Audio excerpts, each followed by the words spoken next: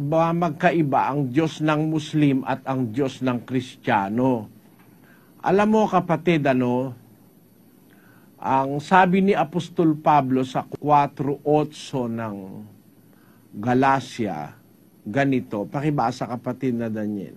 Gayunman ng panahong yaon, sa hindi ninyo pagkakilala sa Diyos, kayo'y nasa pagkaalipin ng sa katutubo ay hindi mga Diyos.